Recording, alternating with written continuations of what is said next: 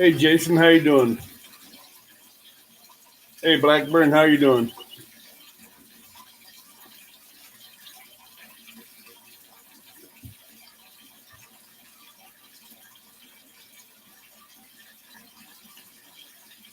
Hey Sean. Hey Ace.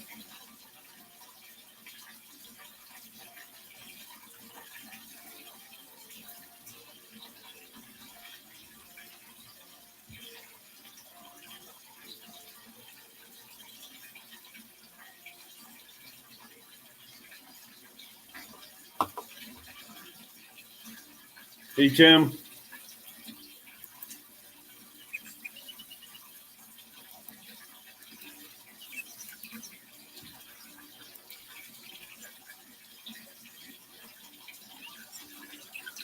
We'll be coming back to doing my Friday Night Lives again. Hey Rex.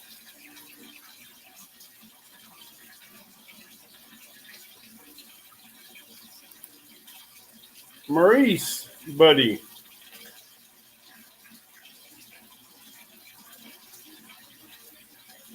Yeah, I'm still thinking about doing that, Sean. I'm still have to work out some details.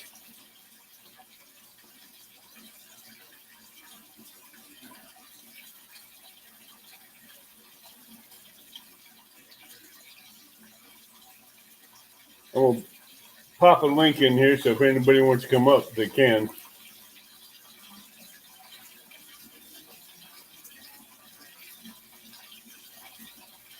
It won't be until next year when I do it, Sean.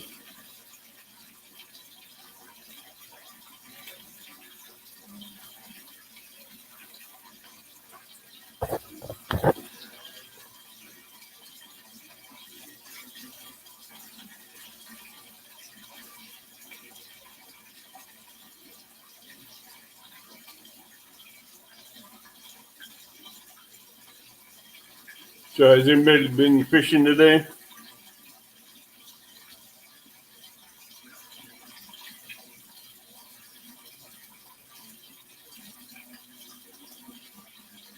Hi, hands-on fishing.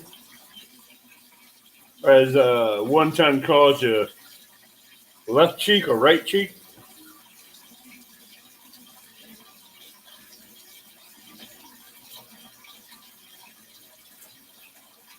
My buddy Chad. Wow, Jason, that's spreading it thick.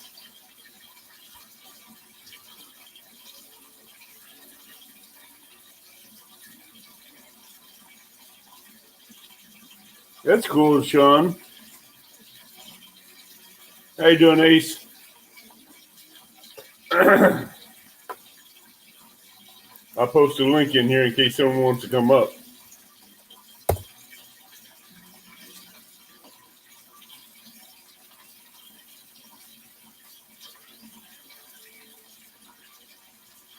Amazing. I heard you outfished him, Jason.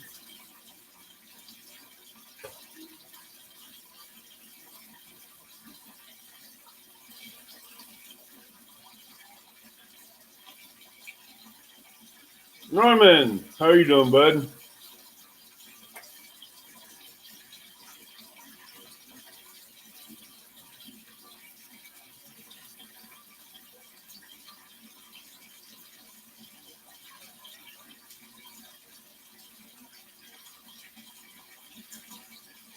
There's infamous Jason Lamb.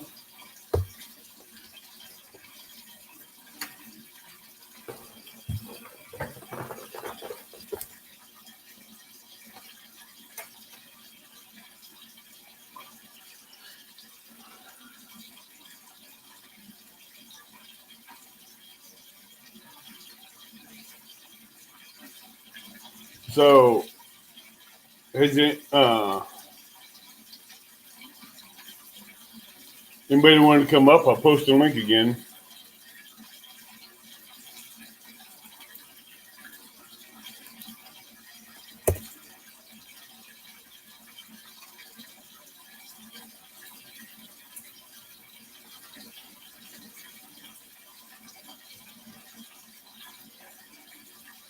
Yeah, he did.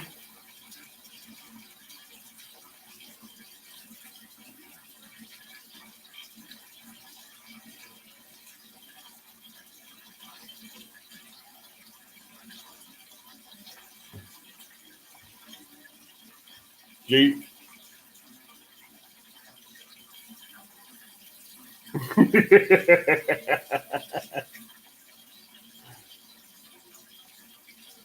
Oh.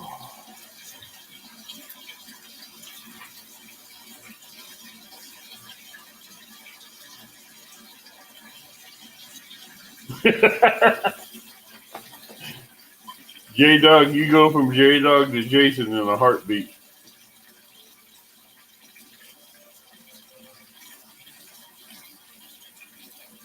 You lost your title, Jason Blackburn.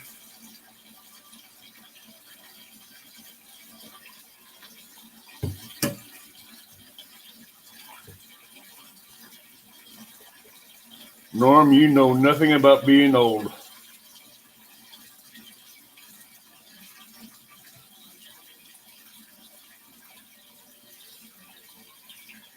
Norm, you're younger. You're probably one of the youngest people in chat.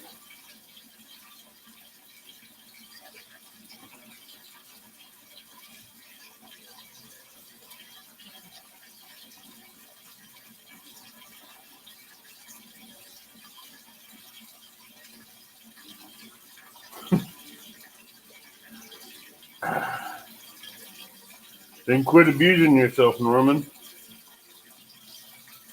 Hey, Creole. What's up?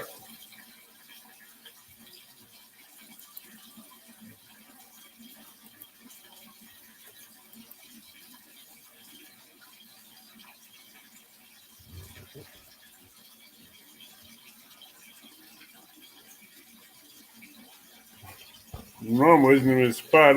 I'm not going to go there, but Norm wasn't even a thought when I was fishing.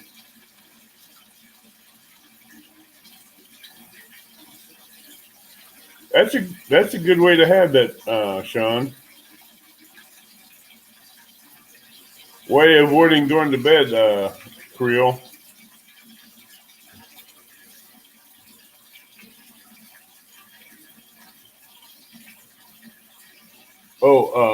I will be going back to Friday nights. It may not be. It may be this Friday night or maybe next Friday night. But I will be going back to Friday nights again. I have not had the chance to talk to Mark.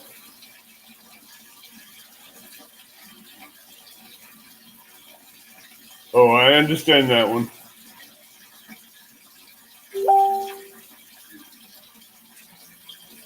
Hey, Creole, stay in here. We're going to try to get this lady up here to where I can introduce you that I've been telling you about that's from Louisiana. And she is a fisherman. She'll fish the ocean, the brackish waters, and fresh waters. And she's always looking for people to go fishing with. And she does fish from the bank.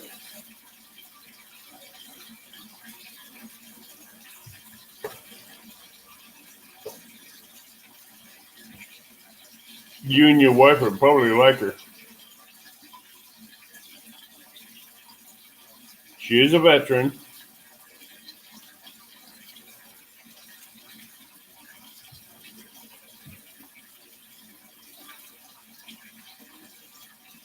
I don't know yet. I haven't figured that out.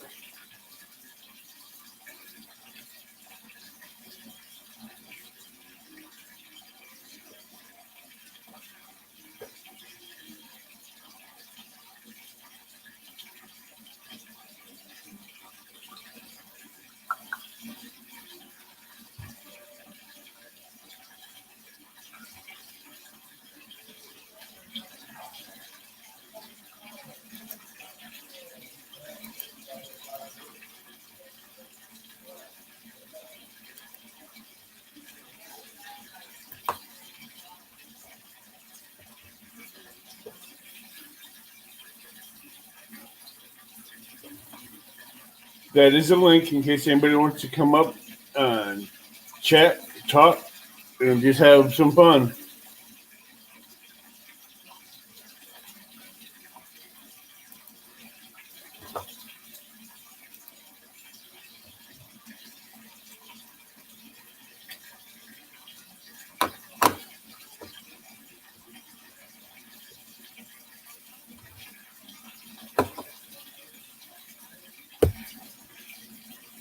Hey, Road Warrior, what's up?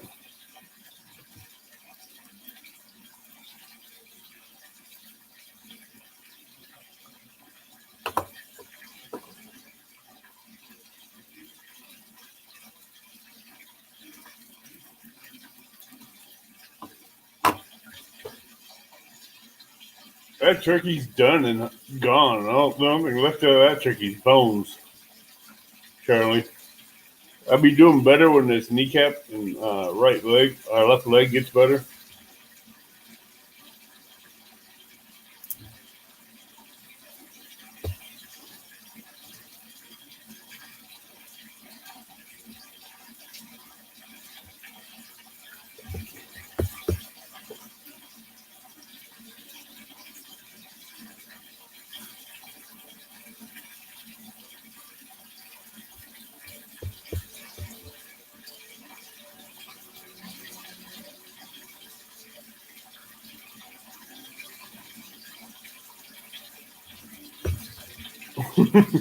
That's dangerous to stick your hand in the pike's mouth.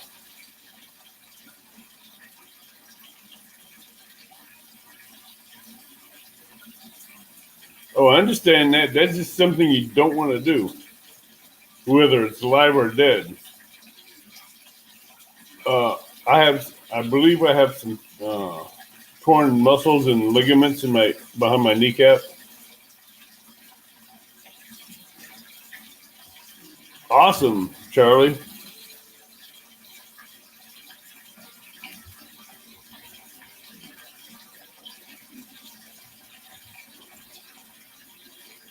So now when it starts hurting too bad, I have to use crutches until it heals.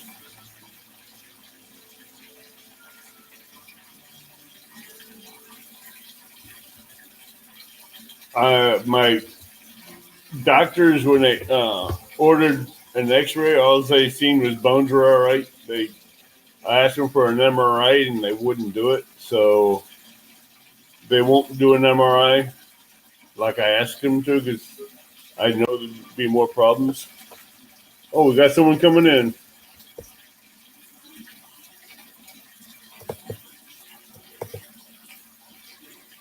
Whoops. Come on. There he goes. Yeah, I was real young when that happened with that. And it wasn't a pike, it was a 27-pound muskie. That's still not something you want to do. Oh, first one I ever caught, didn't know nothing about them and went to grab it. You come back without no teeth. Hey, Sexton Outdoors. Well, I come back with blood all down my hand and Uh huh. hey, Jason. Hello. I'm sorry. But those pikes and walleye and muskies, those are fish I keep my hands out of the mouth. Yeah. Figured where nobody else was popping up in here with you, I might as well. Come on up, headhunter.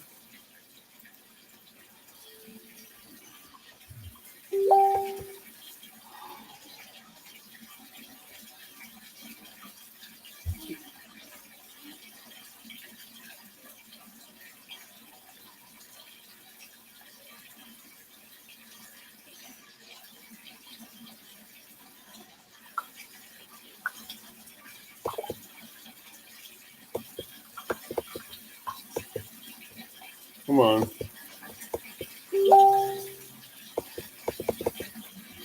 My freaking battery died my remote on my thing. Trying to get my link back up on the channel and it ain't doing it. I'll be right back. Keep this alive for a minute, would you, Ace? Yep. I gotta get some batteries. So how's everybody doing tonight?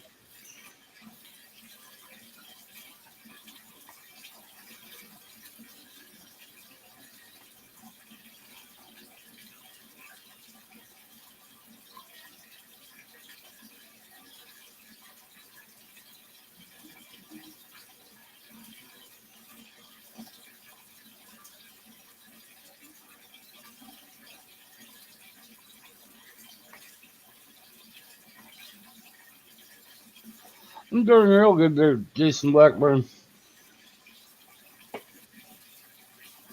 Hey, Sabrina, how you doing?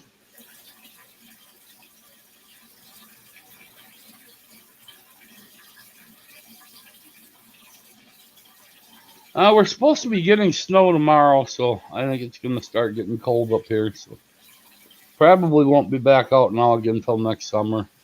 Be out ice fishing, but as soon as it gets thick enough there. Hey, Sabrina.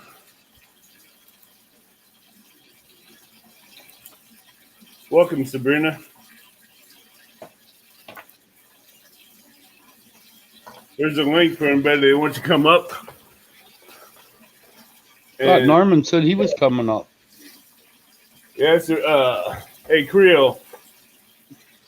That Sabrina, Creole catfishing is down in Louisiana as well. He has a YouTube channel, and oh, here comes trouble.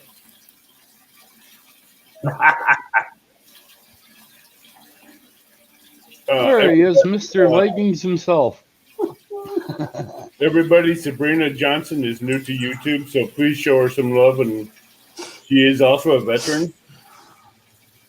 So she hasn't been able to get many videos up yet. So go over to her channel and click subscribe and bell icon and show her some love and help her grow.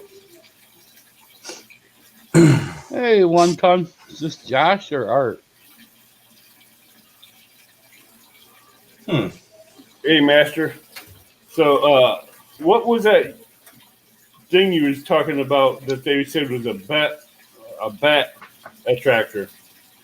They was talking about the thermocell. They said a thermocell would attract bats, apparently. Actually, what it does is it retracts the mosquitoes, but it keeps the mosquitoes at 50 feet away, which will attract the bats to eat the insects. That is true. I was thinking maybe there's a really, really high pitch sound wave maybe coming off of it. No, but it's a chemical that's in the pad that burns, which actually repels the mosquitoes amongst your insects and your moths, which is also like a secretion off the insect that's in the air that will attract the bats. Oh, look, Jason Blackburn. Now I'm his buddy.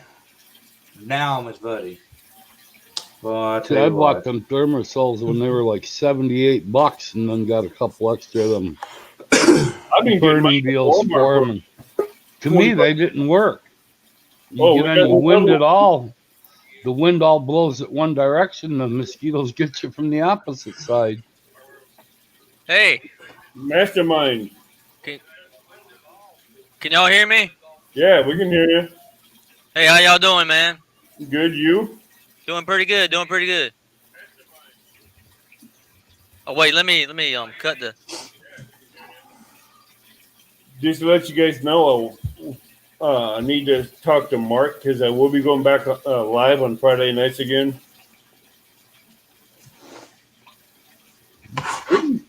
What are you playing with now, Norman? I'm playing with a jumping frog.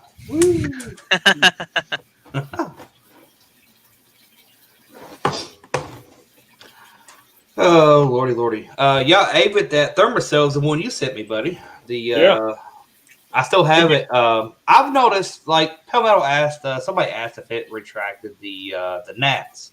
Yes. To me, it does within a certain area, but like really far above you, it's only gonna work so many feet. What you need to do is see what it does is does a flat 50-foot circle, like if it's on the ground, it'd do about 2 foot up, 50 feet out. So you have to have another one up about 2 to 4 feet, hanging out of a tree or something for it to work. But those, you put 4 of them around in an area, you'll have 100 feet square where you can go fishing. Yeah. See, I thought about buying some of those off candles, but man, them things stink.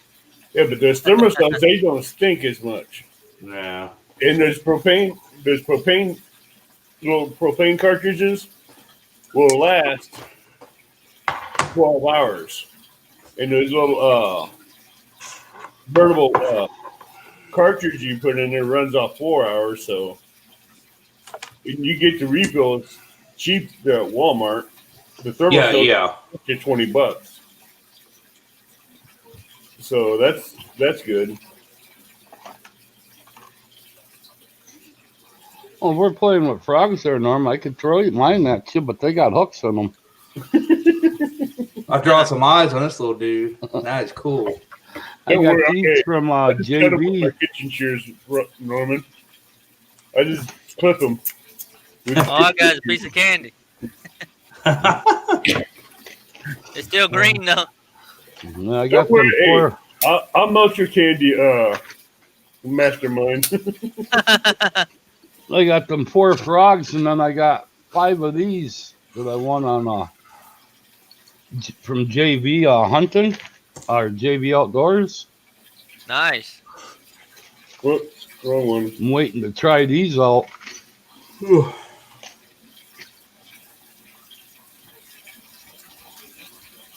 I got them.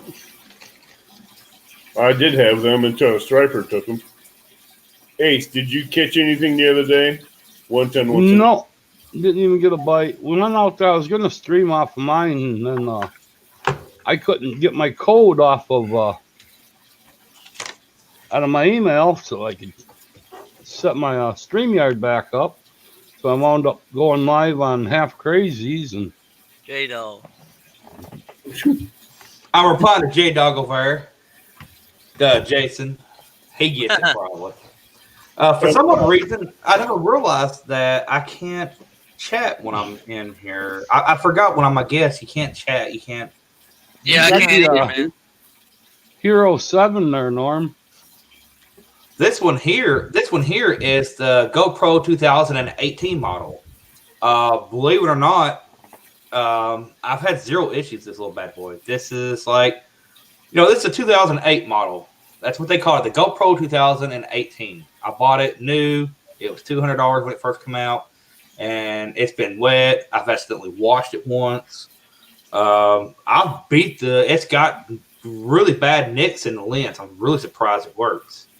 I've been debating on upgrading the GoPro to like a GoPro 7 or 8.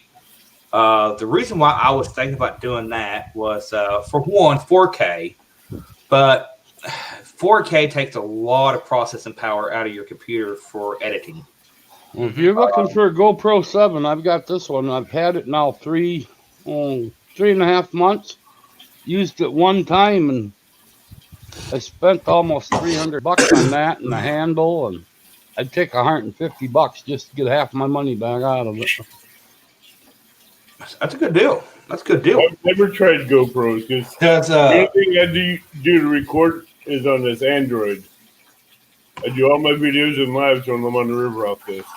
Yeah, Either that on my iPad. that's what I'm going to pick up as an iPad. I figured the iPad and my phone is good enough for what I'm doing. Well, that new iPad, that's another pretty penny.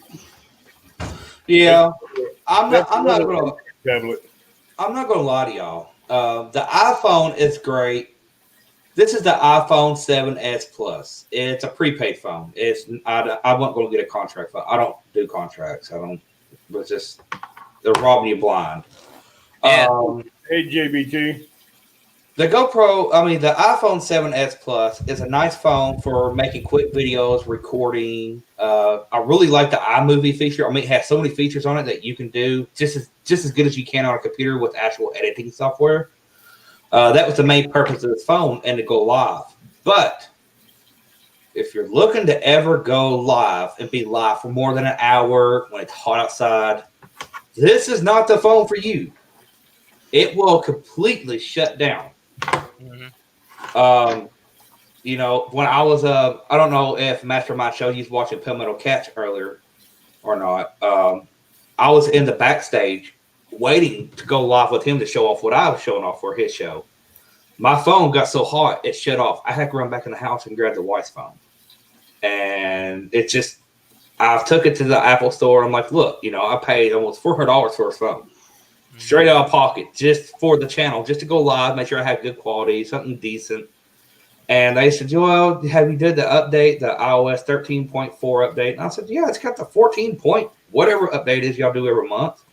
And she's like, "Well, it's supposed to fix that bug." I said, "Well, it hasn't." And they did another update not even a week ago. It's like an iOS 14.7 point. I don't know. I'm not real tech savvy. I can explain. I can get on a computer and show you how to do stuff. I can't explain it. Yeah. And it still gets hot. They're like, "Well, maybe you've got something running in the background when you're going live or recording." I completely have literally just deleted almost everything off that phone app-wise just to help me, keep it from getting hot. They said maybe it's this Facebook app, so I make sure I close the Facebook app completely out before I even go live or record, and it still gets so hot you almost can't touch it. So whenever here, I know I won't be going live very much here soon, so I don't really need to upgrade it just yet. But I know when I go to upgrade, my wife has a Samsung Galaxy Note 8, I believe it is. No, 9. That thing has 6 gigabytes of RAM. Uh-huh. Wow. RAM for a phone. Now, this here has 4. Now, the RAM is what processes everything in your phone. Right. Like when you're playing a game, going live, and This one has 8, and that's the S10. are you talking about 8 gigabytes or 8 RAM? 8 RAM. 8 RAM. I thought the S10 had 4 RAM. No, that's Could be wrong. no. They had one that had 4, but they recalled it because it overheated, and they replaced it with an 8. At least that's what the paperwork says. Hey, Kevin. Hey, Creole. You can share your link if you guys want. You can share your links to your channel and everything in here. But yeah, other than that, this iPhone's pretty cool. It does really good pictures and stuff like that. But this is my first Apple product ever. The only bad thing is when I first got this, I went through it and took off a lot of the apps I didn't think I'd need before I started doing YouTube. And the one thing I did take off this, I shouldn't have, was a movie editing app. Yeah. Well, you can actually download more apps. There's so many apps out there. Now, what sucks about downloading the apps on a phone for video editing is they have that little water stamp somewhere in a corner over here or there. Now, you can buy a service thing with them to remove that. But you have to really think, well, is this app really worth paying $10 to remove that forever or, a subscription? I need to check into that. I know Palmetto. Did y'all say Palmetto was here? No. Yeah, he's in here. Oh, is he? Yeah. He said hi. Oh, I see him there. Now. Yeah. I know Palmetto knows some really good apps that you could probably download that's free to edit, but I really like the computer software for editing because it's bigger. When you're trying to edit a video and your finger's that big or your thumb is, compared to the phone, you accidentally hit the wrong button and you deleted your whole clip. Yep. Oh yeah, I've done that on my laptop in my bedroom when I was editing videos, and I got rid of that app real quick. That download. I'm like, no. So what I don't. Yeah, but Palmetto Cats, Kevin, he's in the teaching profession. I think he's principal or something like that. So I don't know if he'd be one to ask on that or not. Being a teacher, he might not know the answer to good editing software. Palmetto Cats is the one that got me to my decent, I wouldn't even call them great, but my decent thumbnails. He's the one that suggested the apps that I use for editing my not my screenshots, but my thumbnails. My thumbnails, you can see where I was at. And you can see where I started getting better and better. That's because of him. If it wasn't for him, I wouldn't have decent thumbnails. I don't still see them decent, but they're a lot better from where they come from. That was probably Anna in the background explaining it to you, Norm. Norm, Or Pell Hey, Mell. Norm. Yeah. you're talking about photo Um, editor, I right? got an Obama phone, man. I just ordered it. Oh, did you? Yeah. What do you got on that? What is? I know they do the Obama phones for low income based, and I Yeah. think you get like they're giving people. I think it was what was it, 8 or 10 gigabytes of fast internet and free Yeah. texting and stuff like that. Yeah. Just free texting, about 399 Don't minutes. say Trio. I'm sorry. Go ahead. Oh, what were you saying, Abby?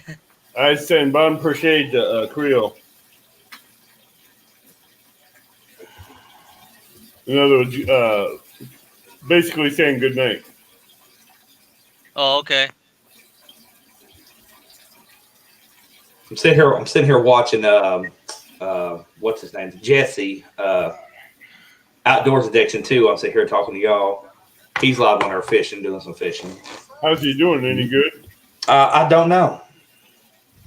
I don't think he's caught anything just yet. I don't know the area he's fishing in, but I know up in that area, I know the water's got to be cooler than what it was in my area. You know, I'm a little bit southern than he is, and on the Ohio River, it was 54 degrees that day. That the other day when I was live fishing, and it was freaking cold. I mean, it literally turned the palm of my hands red sitting out there. You know, it's pretty cool. Yeah. And I'm sitting Where there. y'all from at? I'm from Kentucky. Okay. Where you from, Norm? I mean, Ace. Wisconsin, up by Eau Claire. What about you, Abby? Illinois. I'm from North Carolina. Oh, you're from Palmetto Cats area. Yeah. I think Patriot. I know Patriot was fishing out here somewhere. Yeah, he's up there too, I believe. Yeah, J Dog's trying to figure out why he's not blue yet. Hey, Chad. So he's jealous. Everybody's blue Yeah, except him. oh, I'm jealous. I'm super jealous. Why are you jealous of him? Now he got to fish with the Chad on a boat. I haven't got that opportunity yet. But Chad hasn't got to fish with the J Dog on the J Dog's boat though. So it kind of differs there a little bit, you know. Yeah, but hey, now if you get on Chad boat, he might throw you off out of the boat. He could, but I don't think Chad's that type of person. I can't wait to go fishing with both of them. I've met both of them, Jason Blackburn, aka J Dog, and fishing with the Chad in person. And both of them are phenomenal guys. Like their character, they're down to earth, they're real true good guys. They're just out to have fun and fish and talk and joke and cut up. That's what fishing's all about. That's what good fun fishing is about. That's awesome, Husky. And then, I told, I don't know if it was Jason I told or Chad, I told one of them, I said, well, all three of us are going to fish together now. I said, it's over. No, We're all three going to fish now. We need to get Jason Blackburn up here for a meet and greet. He might. I fish on a game called Fishing Planet. I'm a gamer fisher. I'm not really outdoors kind of fishing man. Now, I'm not going to lie. I have played Fishing Planet because I do have a PS4, and yes, it is mine, not the kids. I don't play it often, but I have more fun on there catching the freaking bluegill.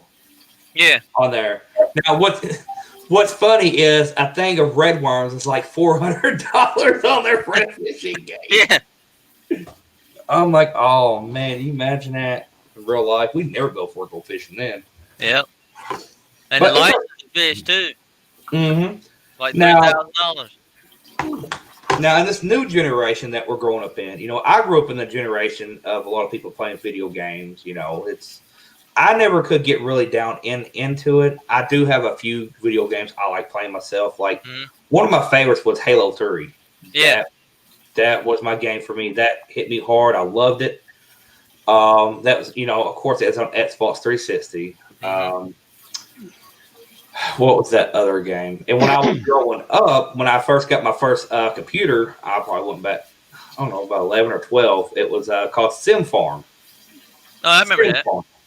And that game was so addicting, and it was just so cool. And I've tried some of these newer farming games, like Farming Simulator and stuff. I just can't get into it. Yeah. You know, another game I got into when it first came out was GTA 5. You know, Yeah.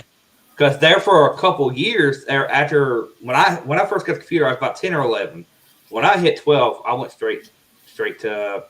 I never played games no more. I didn't get to go play games like all my buddies and stuff. I was out there helping my dad on the farm or stuff like that. So I didn't get to play games. Then when I finally got older and where I could finally buy one myself, GTA 5 was coming out when I first started getting back into games and Halo 3 and all that. I'm like, oh man, what's this GTA 5? Man, that game is Mm-hmm. that game's Good crazy. graphics on that game. I have the Wii outfit for my TV. Mm-hmm. Cabela's Fishing and Hunting. And What outfit? The Wii. Oh, It's, sound like you said you had a weed outfit. no, it's a Wii gaming outfit that you hook up to your. Don't have no cables for the thing. Yeah. Every fishing game I got for that, I beat within an hour. Nice. I beat the hunting game within 45 minutes. So I'm like, all right, I'm done. Once you beat them on all 3 levels, you don't have no interest in them. Yeah. So, Excuse me. Because I'm like, You playing the video games, Ace? I play a lot of video games. Oh yeah. Lord mercy. Yeah. We all ugly. J-Dog was talking about Chow was asking. He said because he was ugly. I'm like, we all ugly. Mhm. yeah, but I'm king of ugly. I'm starting to grow a beard, man. I've got mine growing out a little bit more than what it was a lot bigger than this beginning of the year, but since Yeah, then, Romer don't have a beard. He just has the chin of Brillo pad. oh, believe me, I can grow it out long as you. It passed yours within a year. I guarantee it. My Yeah. stuff grows. We Right, literally, if I kept growing this in the year, it'd be twice as long as this. and the reason why I keep mine trimmed up now is because of stupid mask we gotta wear. Yeah. Hey, I don't trim mine up and I wear a mask. I have to. Mine, what happens to me is when I wear it right in here, it pulls my hairs and causes infected hairs. Mm. And then I have to get a pair of tweezers out and pull the infected hair out. And then I'm like, man, this is, because it's sitting there, that mask is pulling on my face hair all day at work, and it's just annoying. I said, man, I'll just keep it trimmed down to I where do it's all my wearable. gaming I don't on know what you're talking PC. about. I've got over 280 games. Nice, man. You use Steam? Yeah. I got Steam too. Too bad you can't. Well, I'm on there as Ace if you want to look me up. Okay. Yeah, I'm going to try to get some my go-to baits for when I go down to Ren Lake. Instead of using shad and skipjack and bluegills. I'll still keep the bluegills, but I'm going to go with red horse suckers, Asian carp, and big head carp, the ones I normally catch fish with. Whichever is on the 1 ton fishing club right now. They're I That's can't. They're Who? both in here right now. Art and Josh are both here. So Oh, are they? Yeah, I can't see the chat. I'm a guest too. I don't know how to make it himself. Not a guest. Well, Are you using a phone? No, just computer. Oh, okay. you should be over in able the to. right-hand corner where it says comments, Uh-huh. click on comments and it'll show you chat. You just won't be able to text in there. And if you're on a computer, if you go down and on your Windows tab, if you right-click on Windows and then open up a new window, you can put a second window up and go right straight into YouTube that way. Okay. Y'all ever played Sim City? I haven't played SimCity. I didn't get into the Sims much. I think that was on Nintendo or Super Nintendo. I can't remember. They've got it on PC now too. Yeah. They've got that bad boy on about everything. Now, another game I used to play, which when I was younger, it was called knockout or punch out. Yeah, Punch Out. Punch Out. Punch out. Yeah. Now that game, Mike Tyson's Punch Out. Yeah. That's it. You were talking about that Isn't that the one GTA with the 5. I punching played bag? the 5. I play the 5M side of it all What the do you say, time. Abbott? The modded Is side. that the game with the punching bag? Yeah, I think so. well, this one here is you fought different boxers. You was a itty bitty skinny guy that had zero build, zero muscle at all, and you got to fight all these great opponents. And That's each what one, this game JBT was doomed. and every opponent has a weak spot in them. Like Mr. Soda Pop, you had to wait until he got his arms opened up. And you had to hit him in the chin. And every time you punch him in the chin, you see like a soda pop, like pop out of the back of his head or something like Yeah. that. And Mike Tyson, you had to punch him in the stomach. Whenever he would open his arms up, you had to get him in the stomach. And then you had to dodge his punches, from getting, punched out. And the worst one I think there was, I seen my poor old dad break a few Nintendo controllers in his day over Mr. Sandman in that game. And Mr. Sandman was the toughest. He would turn into a pile of sand and disappear and then pop up and uppercut you. Mm-hmm. And that was the roughest one my old man always had. And I don't know how he... after I sit back and think about it, I probably about 7, 8 years old. I started seeing my dad take a controller and go, just break it too. I'm like, what the heck, Dad? What am I gonna play now? I'll go buy another one for $10. I miss now- Duck Hunt. Duck Hunt was a fun game. Duck Man. Hunt was a very fun game. I love that game. Duck Hunt.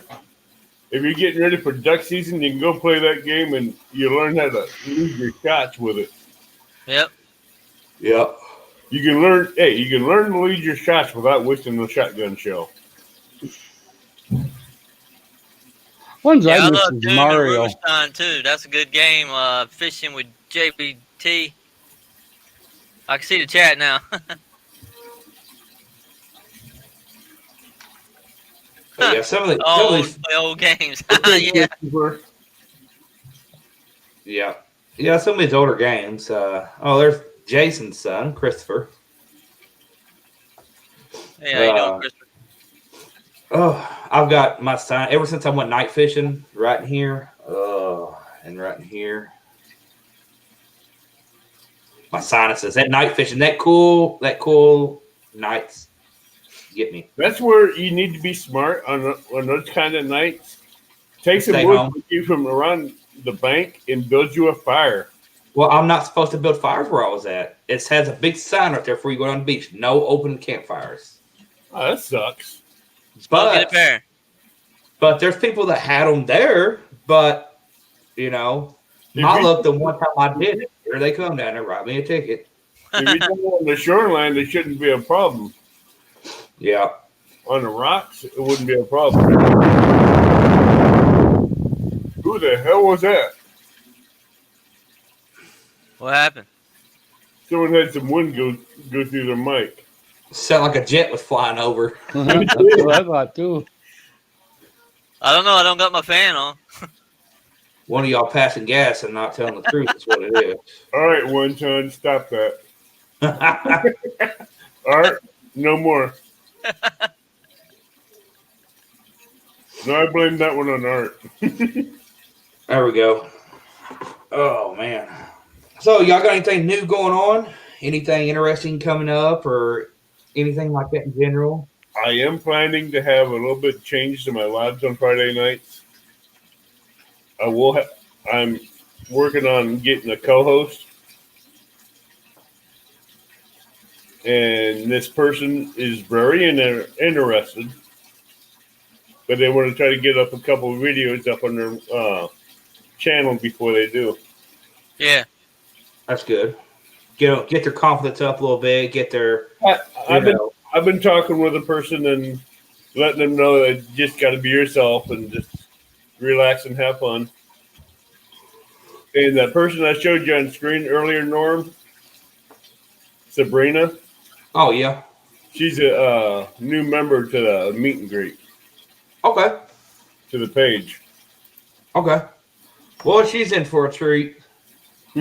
I've been thinking.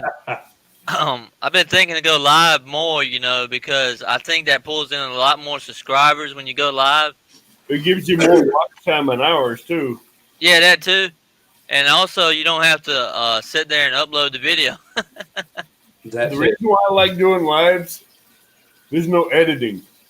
Yeah, exactly. No editing. I don't edit my videos anyway. So if you don't see me catch a fish, you ain't gonna see me catch a fish.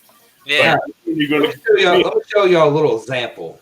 Okay, y'all remember? I don't know if Mastermind Show. I don't know if you're watching my channel or not. If not, no big deal. Okay, take this for example. I did an Ozark Trail review. I did a couple other videos that were not live. Okay, Right. none of them are over the 200 mark, 200 views. Okay, none of them. Right. I went live Saturday night. I've got almost 500 views right now. And that was just 2 days. Right. Wow. So, I mean, we didn't have that many watching. We know that. I think Max had 31 at the most at one time. Now, before I started doing less live fishing videos because I've not had time to, there at one time, Chadden was there that we had like 70 people watching off and on different times. Mm-hmm. One of my highest viewed, every one of my live videos for the Hey, bank Norm, for 300 or 400 views. you're gonna like this next person coming up. Must be Chad. No. Oh, Sean. I'm watching, great outdoors. The Saints maul the Buccaneers. And Hey, how you doing, man? What's going I'm trying on? to find out why I don't see him on my side. Believe it or not, I got a coat like that. Can you not see me? Yeah, we see you. Well, we did, but now I don't. Now I do. Oh, there he comes. like this live show here, the one I did live from the Ohio River, bank fishing Oledge. I Whoops. think it got 768 views. Me fishing with the Chad. Let me find that. And I think that's my highest viewed one. It's fishing with the Chad on the Ohio River. Let me find it. I know it's right There here. you go. Hey, Sorry about Chad, that. what's your favorite video game? Let's see what the chat's favorite video game is. Yeah, I see my stream with Chad fishing the Ohio River with him has 605 views. And, I've got some other video. I got one video. It's almost at 100,000 views. It's almost there. It's a bait review, chicken breast. But yeah, like if you go on my channel and you look at my videos, the ones that I'm live on, whether it's the talk show or bait fishing, is through the roof. Every one of them's up there. It's doing pretty good. Live talk shows, it's okay. It's doing better than most of my normal average uploads. Sharing something, some idea, or doing something more review. It's doing better than that. And it just goes to show you, people would rather watch you live fishing, bank fishing, than another video. I mean, to me, I would rather watch someone live fishing. It's just more enjoyable. And plus, you've got people to talk to as well. While you're watching them. It's like you're not fishing alone. Exactly. Hey, Sean, how you doing, bud? I'm doing good. I agree, Norm. I mean, it's fun when you got people going back and forth with the chat. I mean, I like watching a video if there's a bunch of action in it and it's like 3 to 5 minutes long and it's just like takedown after takedown. But if somebody posts a 15-minute video and there's like 2 or 3 fish, I lose interest real quick. But I'm not gonna lie, I have to agree there. That's why I'm trying to avoid I want to make videos for like reviews. Everybody needs to see a review. I mean, if it helps one person out with you making that review and they buy a chair and they love it, that's great. Those I don't really mind for not getting views for. But the ones that are like I did a DIY a while back, I built a bait cooler setup in my car, in the trunk of my car. And it never got more than 150 views on part 1 or part 2. And it was a killer live well setup. Nobody watched it because it wasn't fishing. It was long, ridiculous long, each video. And, I'm the same way. If I'm watching a video that's been pre-recorded, put out, and it doesn't have a fish in it every 2 to 3 minutes, or it's something I'm not learning, I'm out. You know, I try to just do it where you're sitting back, relaxing, having fun on the bank without trying to keep going over the same gear and tackle I use. I watch a lot of chunky fishing. That guy's pretty cool. Yeah, I don't think the DIY videos get as many hits, but when they do, I think it's people that are honestly interested in building something that will sit there and watch it. It has to be topic hot for that moment. Like take my my Walmart catfish bait testing. It's got 46K view because it's a topic that everybody's always talking about, catfish Walmart bait. That's something that everybody's always talking about all the time. I see it all the time in all the Facebook groups, pages. Chicken breast. You know, my testing cherry Kool-Aid chicken breast. It's got 99K, views. That's the wrong one. Views. Hey, Chad. You know, it's got to be in the moment. It's got to be the topic of that time. What's going on? And that's what, I've been fishing with chicken breast since 2006. But, I didn't have no video out on it until I created my own channel, which was 2 years ago. But, now that everybody's figuring out that catfish are liking chicken breast, we got Catfish Dave, we got Carl. Pretty sure Carl used some one night. I'm not sure. Don't hold me to that. Don't let him know I said that if he didn't. No, I don't think he's used chicken breast yet. I've been watching a lot of his lives and videos. And everybody's been using it now. And I'm giving my chicken breast to the skillet. I've been using chicken for over 50 years. My dad used to use it on the Fox River in Illinois. Yeah, so chicken's always been around, but, it wasn't in the mainstream sort of thing. It's like... Yeah. Like my annies. Annies have been using baits for years and years and years. It works sometimes, and sometimes it don't. I learned the annies trick from an old man. I'm not gonna lie, I didn't do it myself. An old man taught me it. I blame my not catching catfish the other day on you. I tried that annies trick and I think it scared him away. Hey, Palmetto has a question. What's the best Corona bait? Oh, Lord have mercy. Best Corona vape. Yeah, I think it's Josh or Art said lime.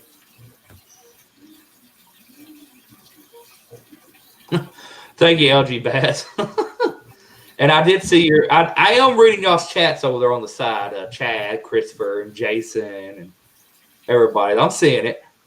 Now, Palmetto's was a really good chicken breast review. He's got the smarts to know how to do the camera angles, to remember to do the different pictures for each chicken breast, each different color, and make those killer thumbnails. When I go to make a video, if it's not in my head, it ain't happening. It's not going to happen that way like I have it planned out. I'm going to leave stuff out. I'm still trying to figure out how to set the camera up for a good rod takedown. Yeah. And, where he's not close together like everybody else's either. Yeah. My rods are like 6 feet apart. Yeah, he went out and tested them all, and killer video. That's how it has to be done if you want views. And in today's YouTube world, we got people take bass fishing, these really big bass fishing channels. They got $3,000 and $4,000 drones flying over them catching 2-pound bass. You know what I mean? They're going all out, but of course they do have the money for it though, also as well.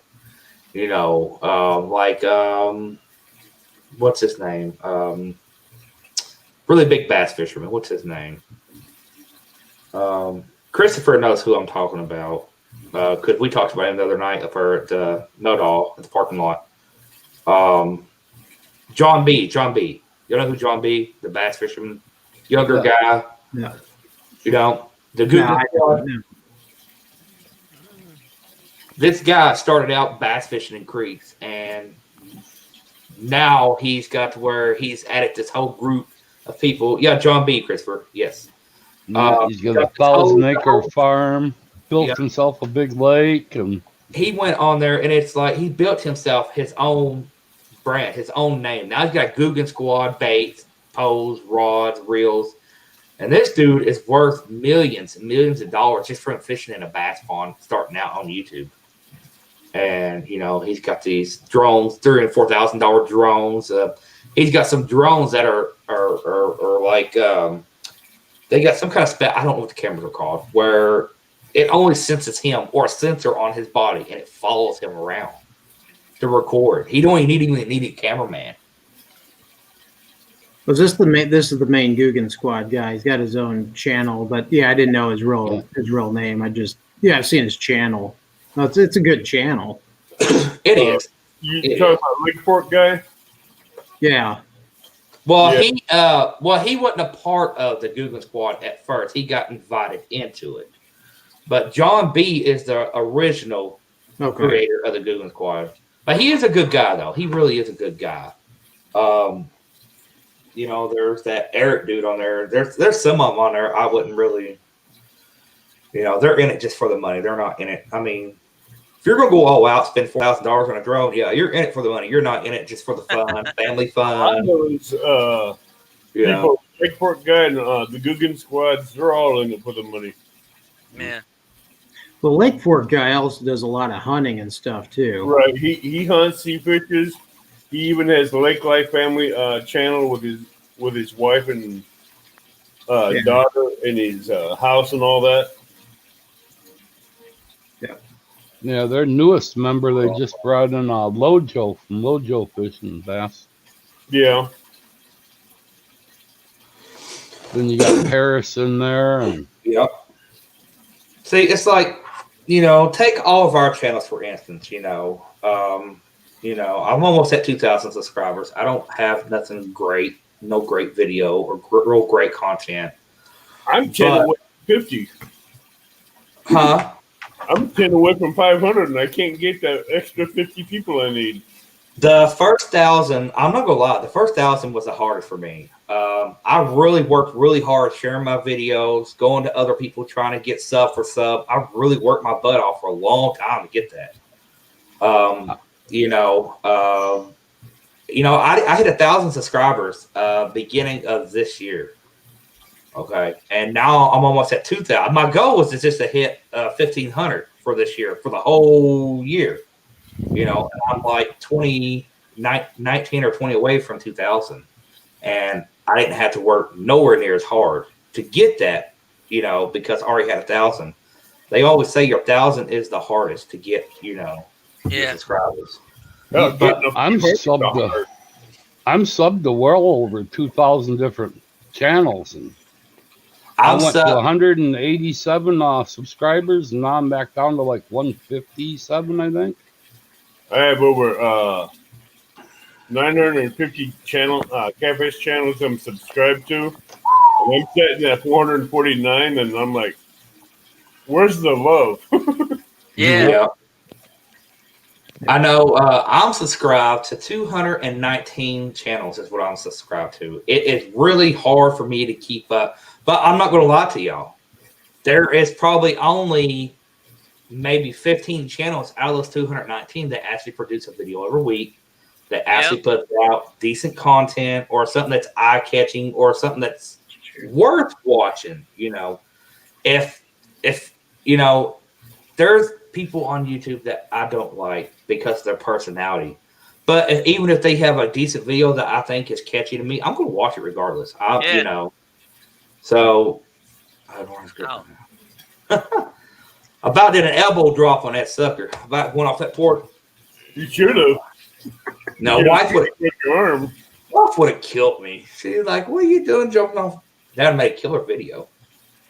But that'd have been worth it. That'd give you 1,500 views real quick. I would have liked that 302 subscribers. I'm working my way to 400. I'm trying to make my way up there. I've been doing it for 3 years, man. It's a grind. Yeah. Yeah, you just have to share your videos out for that one. Yeah. Yeah. See, when I first started YouTube, I was trying to watch some of these people like do the challenges. I try to do the challenges, like they do the Slim Jim challenge for catfish, the Slim Jim for bluegill, I try to do some of those challenges, but if you don't have the subscribers, those challenges don't matter because you don't have no one there to watch it anyways. Right. Yeah. You got to have the people there to watch it to get the views to begin with. Right. And that's what I try to stress to everybody. I've got so many videos I have planned. Like, I'm not even kidding. I sat down for a complete week and wrote down every video I want to do. I've got 400 to 500 videos I want to do already in my book, but I don't want to do it just yet because there's no sense of spilling all the beans if you don't have all the people there to take a bite. You know, if y'all know what I mean. You know, you don't want to go everything you've got out right off the bat. Why throw out everything you've got when you don't have the subscribers to do the videos and you don't got the views for it? Exactly. Like, I've got some. I know the chicken breast is a big talk in the community, but if y'all seen some of the dough balls I make for catfish and how well they work for catfish, not big cat. I'm not gonna lie to you. Now I've caught flatheads. I've caught flatheads and blues on my homemade dough balls, but nothing over 10 pounds. I'll admit that straight up. The chicken breast. You're just a baby killer. Yeah. Hey, at least it's fish. But that 40-pound blue was just a shock to me. You know, I'll fish for them big fish out there all day, fresh bait, never got a bite. I was like, I'm going channel catfish. This is what's going to win the tournament. Threw that sucker out there 10 minutes later, and that 40-pound blue was on there. And I said, there's no way I just caught this fish on a piece of chicken breast size of my thumb. And I know y'all have heard the story. I'm sorry. I'm still as shocked as everybody else is. You got lucky. Well, the nice thing was when you were down there, like the previous spring, you couldn't walk on that ground. I mean, you would sink down a foot. It was just a mud back it was horrible. You do like Mark did, went up to his kneecaps. Oh, yeah, poor Mark. He got knee deep in it. I felt so bad for him. I'm like, oh, no, I hope we don't. And where he was at, there was cut limbs there, and they had a point on them where someone went in and cut them at an angle instead of even. Right. And I was like, man, if Mark falls on those, that's going to be a hospital visit. And Mark finally got out. He finally got out, and he got out safe. So I was real happy about that. I don't want to see nobody get hurt. Yeah. You know. And, you know. But, yeah, I thought about that first trip so bad. I was like, man, I never got to fish up there close to that lock where they went in and out of. And I never got to fish up close to it because the water was high. It was muddy. So when that second time when I went up there, it was down. I mean, it was hard. It wasn't muddy or nothing. So I'm like, I'm going to fish here hard. And that's where I stayed the whole trip. I moved once. I moved one time down to the Mississippi opening. I fished down there for about 2 hours, and I caught one little channel cat and a little drum. And I said, I'm going back up here where someone gets this spot because I know there's got to be a big fish there. There's structure. It's got the depth. If y'all remember when we looked on the Nevonics app, it was like 30-something feet in that area. You know, that little trench where the barges come through. And I got to thinking, I was like, well, what if every time they open that gate there to let a barge in or a little boat in and out, what if it's letting fish from upstream come out too with it? You know, so that was my whole idea of why I fished there was I thought new fish were coming in every time it opened up, whether they're dead or not. But it was not about 10 minutes or 15 after they opened them gates up. I caught that big blue. So maybe he was coming in and going upstream. Imagine they got pushed out with the current. That's, you know. One time, I think I said this one time before in your chats, my favorite baits, red horse, Asian carp, and sucker are the ones I like using best. I will use bluegill and shad and skipjack for backup. But it's been nice being up here with all of you. I got to kick out of here. I got some other stuff to do. We'll catch you all later. Okay. All right, Ace. Race. Good night, Ace. Hey, Evan. Post everybody's link in the channel, man, so I can subscribe. I like to help people. Can I get one of my moderators to post some links in the channel? So Sean, you're on. Oh, go ahead. so you're moving, huh? I will be moving I will be doing the night watch, as they would say in Game of Thrones. I will be up there probably hour and a half from the Canadian border.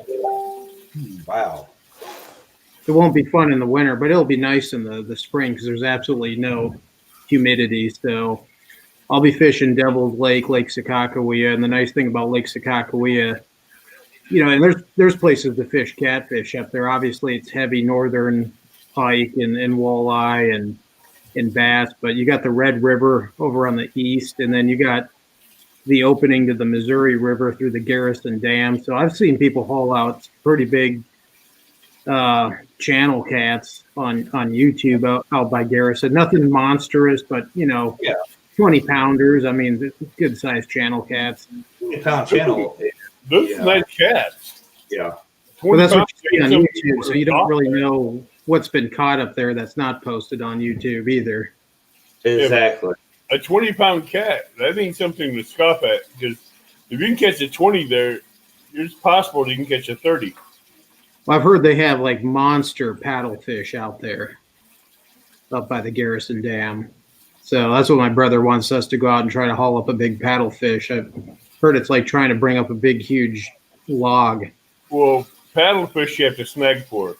And they have certain times of years that are open for snagging for paddlefish. And with a good heavy action rod, it's perfect for snagging. Yeah. Oh, you're moving closer to your brother as well, correct? I'll be up with him and his wife for 6 months while I go through the academy, and then I'll be on my own. I forgot you talked about that. Yeah. Yeah. So after that, I'm trying to find a location near one of those big lakes up there. But so, do you we'll think your health can get in the way any? I don't want to put none of your business out there, but I know what you're. Oh, Yeah. I'm totally finished. I know what he's going to do. So Yeah. So I've turned in my letter and everything. So I'm just helping my boss transition for when I leave. I'll be done on the 30th of this month, and then I'll head back up there. But my folks are back up there now. So That's we moved good. them up there in July. So my brother and his wife and his kids are up there, and then my parents are up there in Bismarck. So that'll be nice. But I want to at least be close to one of those lakes because those are some pretty nice lakes to fish. And Ain't there some there's a couple good rivers up there too. yeah, they got a couple. I mean, they got obviously the Missouri runs through there, and then they got the Red River, which I think up in Canada has produced a lot better catfish, but there's still catfish in North Dakota up on the Red River. Right, the Red River and the Missouri, they both produce catfish, but the Missouri also produces what they call a burbot or a ling, which is a cross between a catfish and the eel. Now, that fish fights good, and it's a good tasting fish. Hey, Avid. Yeah. Is Ace catfishing? Was that the Ace that was in here? Yes. Okay, I subscribe to him, and I subscribe to ACC Gaming. Well, Yeah. where's Norm's website at? And Great Outdoors. I might have subscribed to him already. I'm not sure. Ace, can you post those links, please? But the thing about those burbots is when you put your hand through the gills or a hand in the mouth to hold them, the tail just wrap around your arm. Wow. Dang. It's weird. It's a catfish body, but after the belly, it's a long eel-like tail. And those things fight they fight. Send me a What's that picture called of one again? in Messenger. I'd like to see one of those. I've never heard of that. Yeah, I'll send you a picture of them. What's it called again? Avid? They have two names that are called. They're a burbot, B-U-R-B-O-T, or a ling, L-I-N-G. Ling. And I tell you what, those fish, they have a nice, they're adapted to cold water for up north. Hey, thanks, Ace. I appreciate it, buddy. They come out of Canada and Montana and everywhere where they have them. And the biggest one I think I've seen caught was 39 pounds. I might try some fly fishing out in Montana. Lisa I've Lee. never personally done it, but it looks kind of fun, so I might not dump a Fishing is bunch of money there. into it, but just to go out there and give it a try, see what it's like. There's some good creeks up there, or lakes, or rivers that are shallow and wide. Yeah. Where you got good pair of thermal waders and hip waders. You walk out there to where it's almost up to your knees and a little over, and just fly fish out there. And those big 5-6 pound trout, if they're popping flies, you're gonna hook them. You ever get when you did that? Did you ever get a little concerned about a bear coming out and paying you a visit when you're in those waders in the middle of the? 308 on my back. I kept a 308 rifle stuffed in my back. That would be the only thing that concerns me about Montana. You just mind your own business, and then Anytime you go, What bears do they have there? Grizzly? they have grizzlies, they have black bears, they have brown bears. I'm they have out. Yup. Kodiak. what was it, like 10 years ago that some lady wanted to really reintroduce the grizzly bear and start repopulating, and there was a bunch of ranchers up there that were furious. No, Montana does not need grizzlies Well, reintegrated. that's what the rancher was saying. Yeah. They have what they call a human killer up there, which is a Kodiak, which is dwindled down to almost nothing, because once a Kodiak gets a taste of human blood, it won't go back to any other meat. Yeah. And that's why anybody that goes out in the woods, they don't carry no little tin can of pepper spray. They're carrying anything from a 44 to a 357 to 700, a 7mm, or a 308. Yeah. That's what, They don't play games. it's like the hiking. People are like, well, take a big can of bear mace, and I'm like, no, I think I'll take a machine gun with me. No, just take a 44 with a ballistic tip rounds in it. You'll stop him. Yeah, I don't have a headache. I don't put too much stock in that bear mace. I don't. No, because All you're gonna do is get it really angry. it's gonna come back and get you. If that bear is hungry enough, that mace is just not. It's just gonna make it matter. Yeah, exactly. Like I said, a 44 with a ballistic tip, a 308 steel jackets, no boat tails, no soft tails.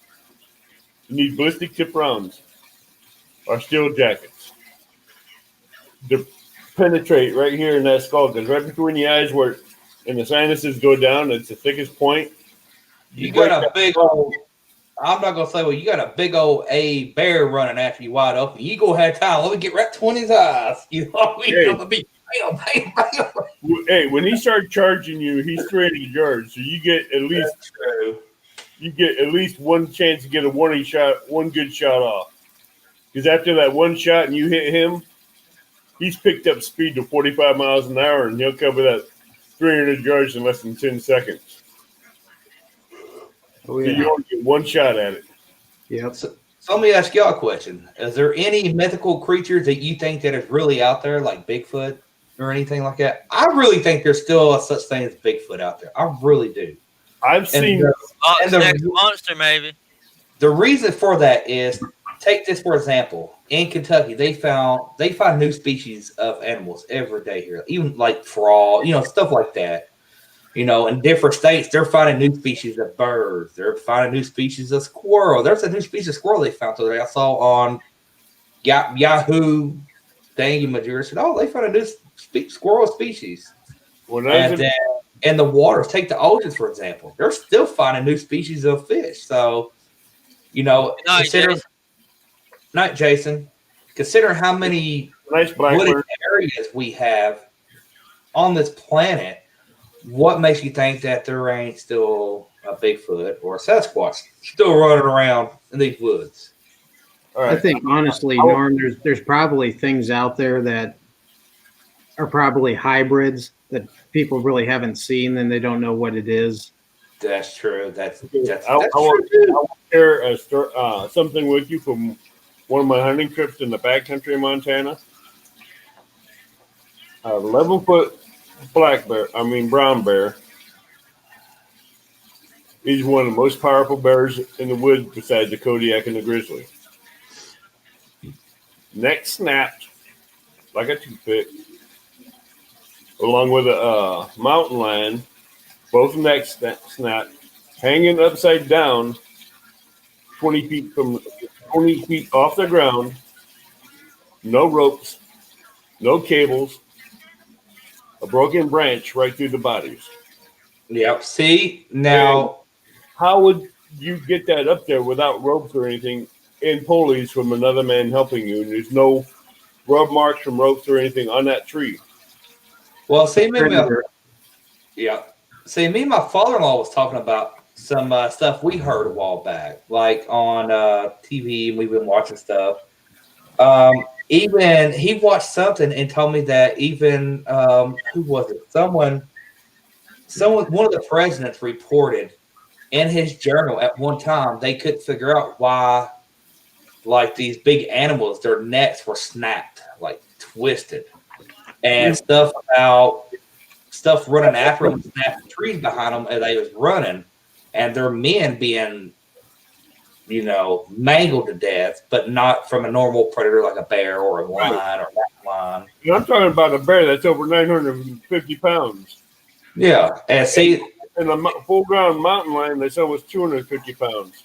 Yeah, see, I really hate to give false information that I don't even know. That's one of my biggest things. I hate, I'm not going to be one of those type of people that say, oh, well, that's the yellow. No, that's not, it'd be yellow, but I'm like, oh, no, that's green. I'm not going to be one of those type. I don't like fake false facts or nothing. So Yeah. I can't remember. He said it was one of the presidents, and in his papers that they said on TV. Christopher. See, Christopher. Let's see. That was in the middle of a hunt for a bull elk. And when you see something like that, and there's nothing holding it up there besides a dead branch, and you're looking at the ground and you see a 17-size footprint that's over 3/4 of an inch deep, that gives you the willies. It's like, do you want to be in that area hunting what you're hunting, knowing something About the big time I go home. what it is? Yeah. I don't say it was a Bigfoot. I don't know what it was. No. Yeah, see, we had some people back in a couple, I want to say early 2000s. Someone here in Kentucky reported they seen Bigfoot, that he was standing next to the road. And so they sent some wildlife people out to investigate. They found a black bear with his neck just snapped all the way around. And they was like, well, weak. Yeah. And so they were like, well, if someone said they saw Bigfoot here and there's a bear, not even a couple hundred, I mean, it could have been hit by a car, maybe. But if it hit by a car, it ain't just going to. Don't be you'd see facial damage too. Hey, Sean. Your name's Sean, right? Yeah. I subscribe to you, man. Oh, thanks. Oh, sorry, I didn't mean to interrupt y'all, man. I'm sorry. Oh, no, you're good. I think there might have been a Sean. Hit by a car, and it's by a road, you're going to see facial damage.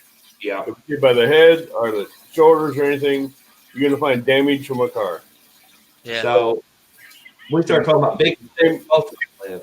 Jason and his son lives in a pretty heavily wooded area, so I'm scared a little bit.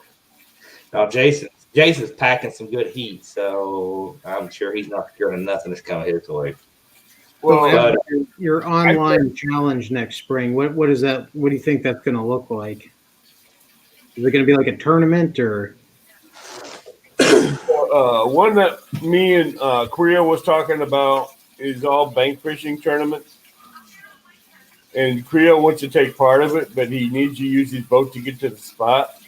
I said, that's the only way you can get to your spot, but you're not working on the details, but there won't be no boat allowed to be used. But I'm also bouncing it off Norman's head on that one too for some of the rules on that. And I have some of the ideas. I know I have at least 12 or 14 bank fishermen who want to get in on this one. But it's going to be for bragging rights. Right. No trophies or anything like that. Just straight bragging rights. Hmm. But I'm not wanting to step on anybody else's toes or anything, so I'm trying to figure out how to do this without doing that. Well, I was thinking if I know you want to do an online tournament and stuff. Right, but this is just to show boat fishermen what bank fishermen can do. Yeah. If I'm not mistaken, I think Chad is wanting to do one too. Not for sure. I don't know what everybody's wanting to do because Chad's doing it. I know Chad was wanting to do boat versus bank, Yeah. but I was just wanting to do a bank fishing to show Chad just what we're capable of doing from the bank. Yeah. Now I will say this. Now, boat versus bank. I'm not gonna lie. I'm bank fishermen are gonna hate me saying this, but I'm pretty sure a boat fishermen are gonna take it. Not just because boat fishing is better. No. It's because they have more access to more waters than to sit in one spot. You see, if Bank is I'll go to one section of the Kaskaskia River where I know I can catch tons of small cats and big cats at the same time. Yeah. It's like, take my last fishing trip, for instance. I went to Ohio River Saturday. I got skunked. No catfish. Zero. Nada. Chad and Jason went out on the boat. Same body of water, just downstream a little bit, and they caught 4 the next day. Yes, that was only 4, but you got to think, they was in a boat. They were able to go out and find the ones that were actually really willing to eat in that cooler tip water. When you're in the bank right there, you're on that bank and you're fishing that certain 20, 30 foot area, yards, whatever. When the water's that cold, they're not going to be swimming up along that bank trying to find food. They're going to be hunkered down deep.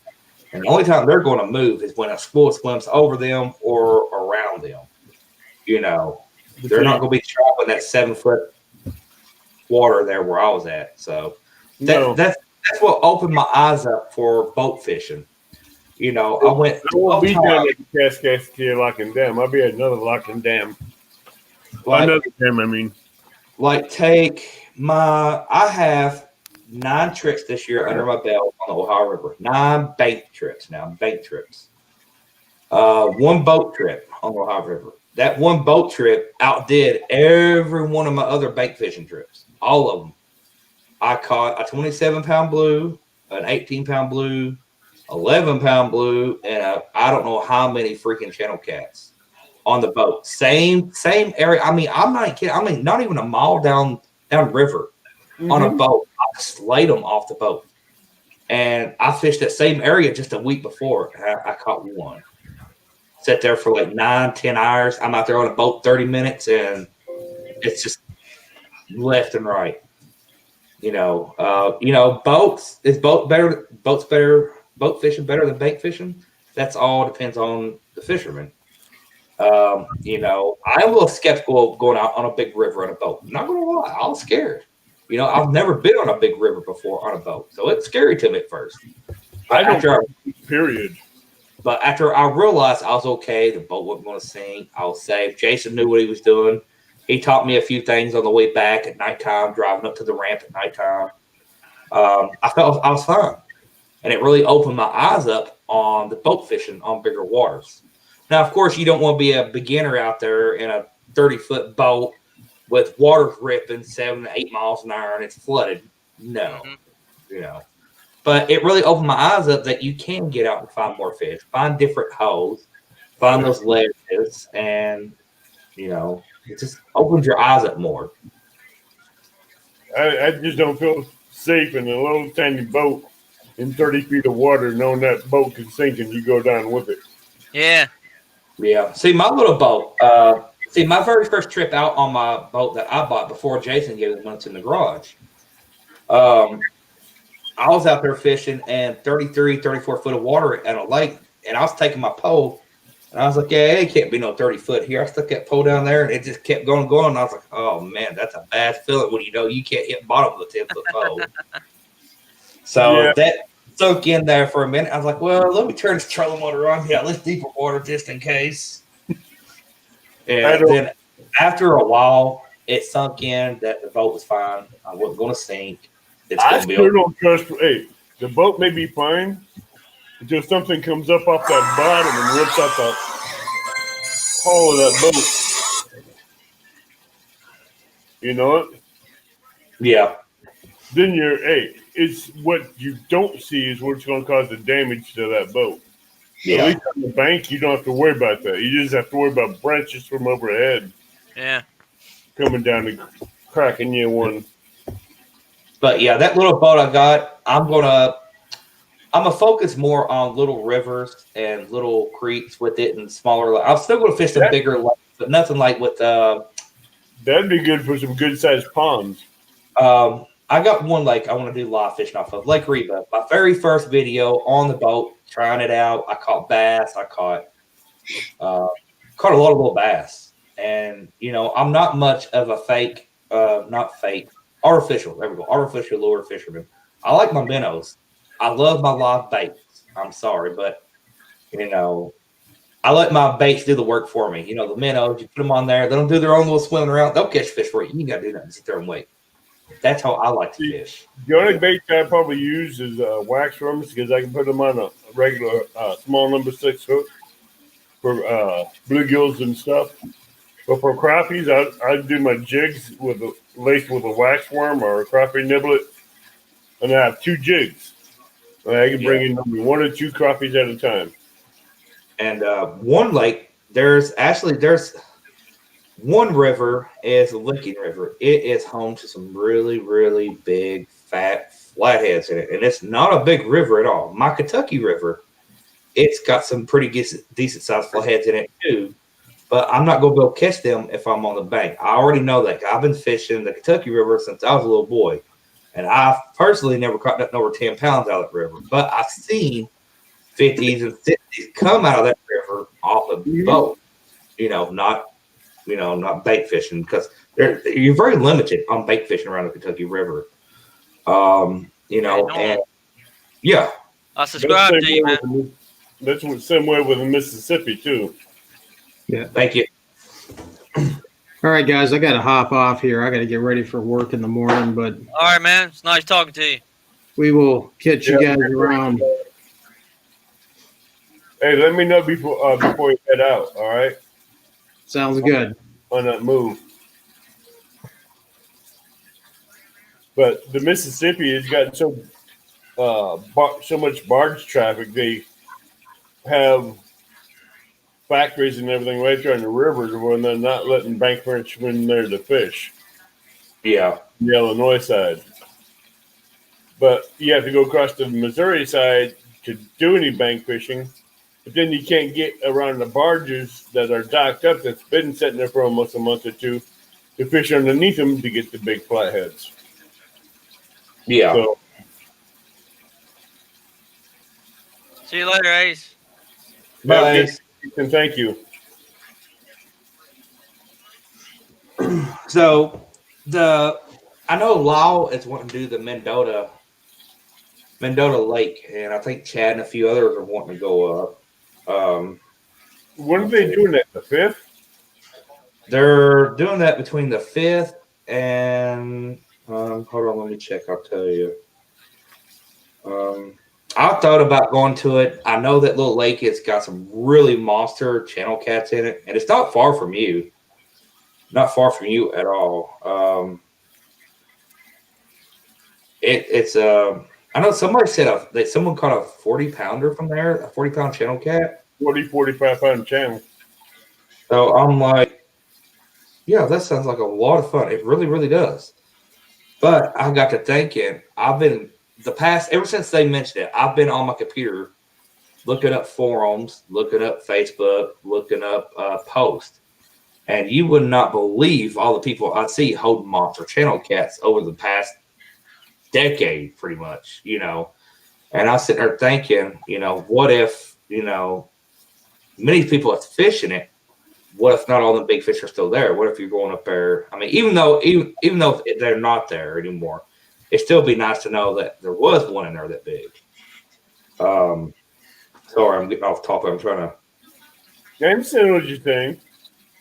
Because there's a lot of people that do go there to fish for them channel cats that they keep them. Yeah, there is a lot of pictures of people keeping 20 and 30-pound channel cats out of that lake that said they took them home, they cleaned them.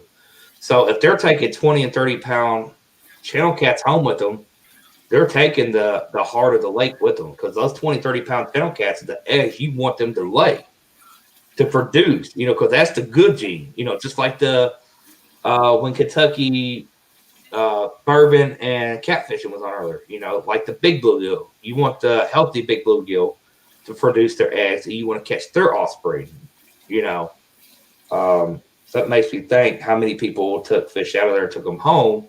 I mean, don't get me wrong, it's a pretty good sized lake. It is. It's a pretty good sized lake. Yeah, I think it covers 2 counties. So I looked up that picture. That picture of that ling, that thing looks creepy, man. Yeah, it has the head of a cat, the front part of the fish, but the tail's all eel. Yeah, it looks like an eel. But I tell you what, it's good eating. Yeah.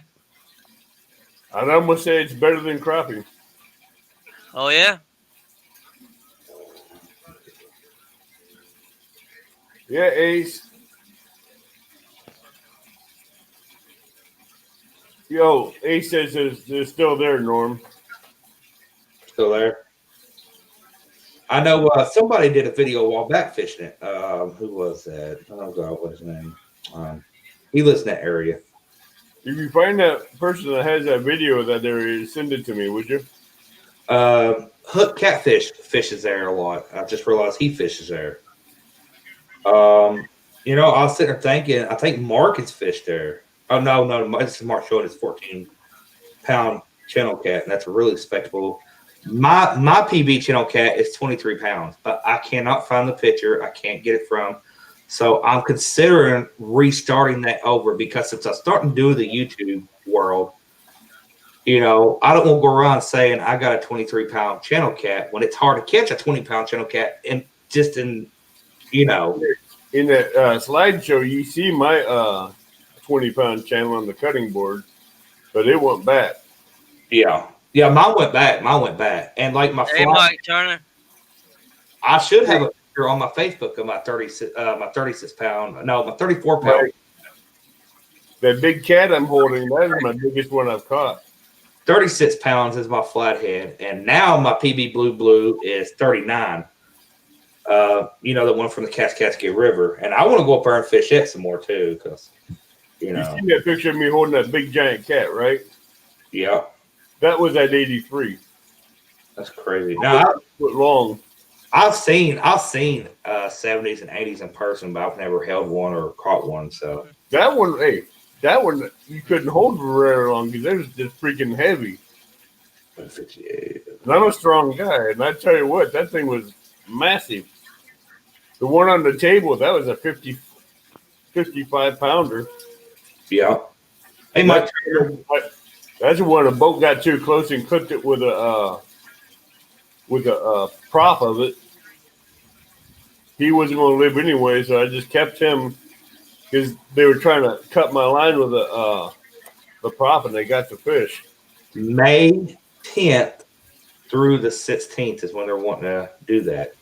My meet greet's going to be the 20th through the 24th. Okay, yeah, that's correct. That's going to be a short window. I know it was a week. Before Labor Day or Memorial, one of the two. I almost have to delay my meet and greet to the middle. I'll be right back. I don't want to do that. You know what I'm saying? Yeah. I'm trying to keep it to where it's a little bit cooler and not hot like it was. Yeah, let me look it up, see what the temperature is for that time of year. Let's see. But that's what I'm trying to do.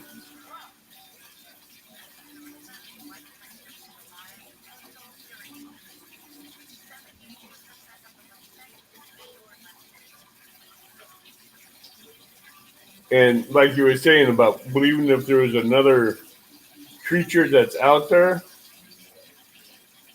Yeah.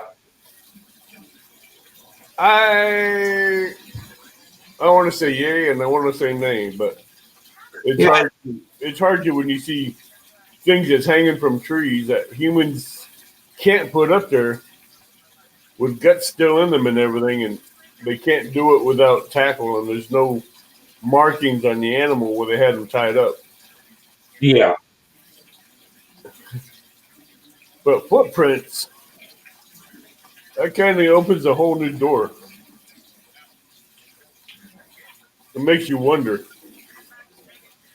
Okay, so I'm using this year's temperature for what it may be in May there. Wow. May. Whatever the temperature is going to be here, it will be at least 5 to 10 degrees there. So I see usually that time there last year, it averaged between 61 to 78 degrees during May, that time there. Hey, in April, the first week of April, it's 70s here. It's 75 degrees here in April. It would be 75 degrees here. It could be 50 to 65 up there. That's a good rule of thumb because once you get past Springfield, Illinois, which is about 2 hour and a half from here, that's where the temperature just starts dropping from a mild winter to real harsh winters. Yeah. Yeah, I'm still trying to debate if I'm going to do a meet and greet here in my area. I'd like to do one just because some of the people that are here. But if I know some of the people that are in my area that was interested in doing it first, and if they decide to go to Laws too, I have a feeling they're not going to come to mine a month later because they done use their vacation time and personal time to go to Laws. So. Right. But if you do it over the weekend when they're off, it'd be a good beginning for a meet and greet. That is true. That is true. Like I did my first one. You could do a weekend meet and greet for your Kentucky area. I remember the first time I messaged you about that. I said, "Hey," I said, "why don't you have a meet and greet?" And he said, "You know what?" He said, "I think I will." I was thinking about it before you brought it up. And you was like, "Well, if you're serious and you come, I will have one." I said, "Dude, I'm down. You just say the day and I'm there." And I've been at both. Sabrina, she's wanting to make plans to come. That'd be She's nice. in Indiana. That's a little bit of a drive, not too bad. Oh, she used to live up in Savannah, Illinois.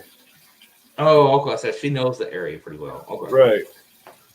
So she wants to travel and get to meet other people that's fishing, and she's old enough to where she can do whatever she wants. Yeah. Now what's keeping me, I want to go up there to the Mendota Lake. I have to see what's going on around that time. You know, it's an 8.5 hour drive from me to there. Not that bad. You know, drive 4 hours, take a good hour break, get something to eat. I'm not worried about my truck because I know it'll make it up there. And then on the rest of the 4 hours. I know Chad said he was going to. Pretty sure Chad said he's going to try to make it. Him and Dee's going to discuss it later on, and I think they're going to try to make it. And I know Ace is going to try to make it. Ace is going to be up there anyway.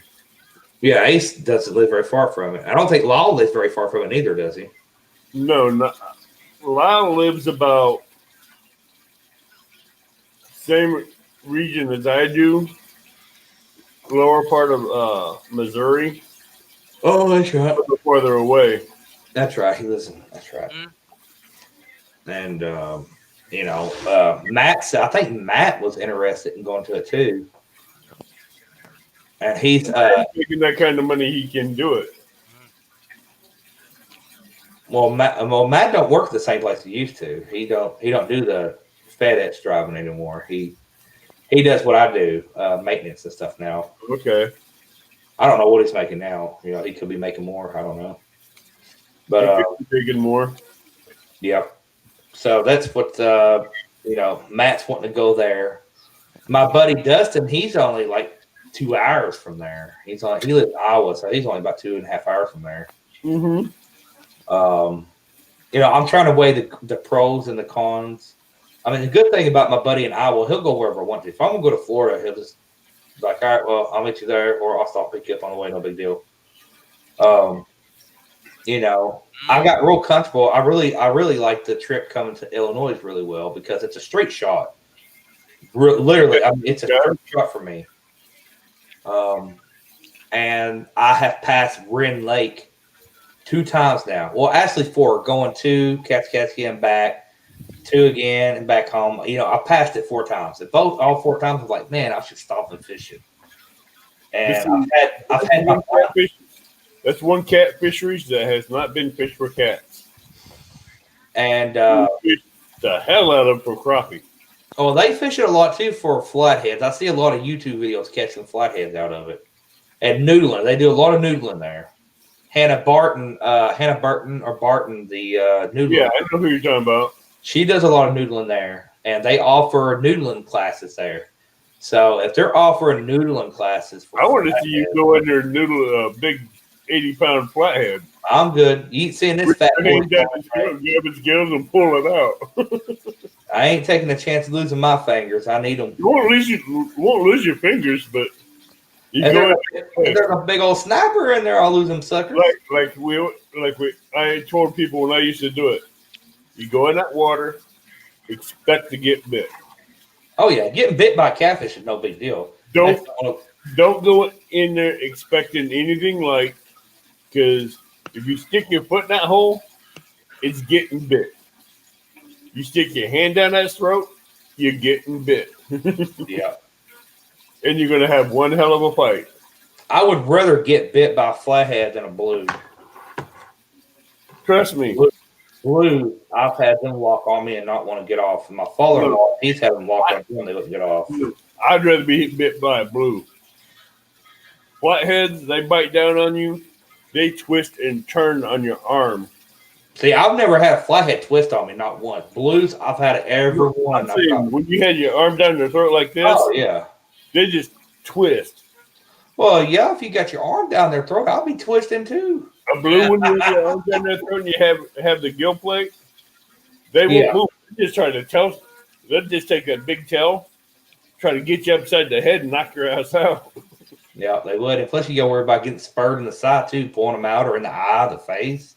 Yeah, but I'm good. I'll take them on a rod and reel. I'm happy with that. That's where you got your second hand, right there where the pectoral fins are, where it's right here, where if it comes out that way, you get yourself protected from it. Yeah. But the tail fin is what you got to watch out for. I've watched it hit people upside their head and just make their ears bleed. But I know if you do decide to go ahead and continue on with the Wren Lake, what I'm having trouble with is their online website.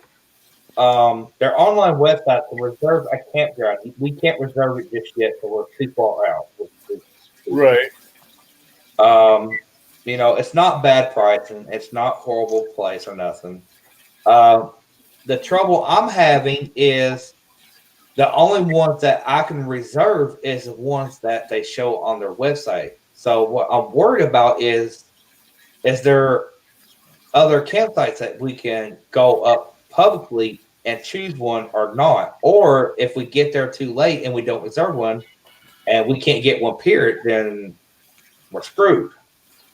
Well, because online they only have like 34 spots you can choose to reserve online. And then certain times of the year, it's walk-in only. Good night, Tim. Good night, Tim. Not Tim. But I understand what you're saying. But a lot of those tent campsites, they're open most of the time anyway. So you just pack in and get the one you want and go pay for your site. Yeah, like they have the primitive campsites. They're like $8, but I'm gonna go with the electric. So I want to go with one for electric just so I have one to keep our stuff charged. Well, not just that. If we have a 30-degree night, we can plug up a heater and be fine.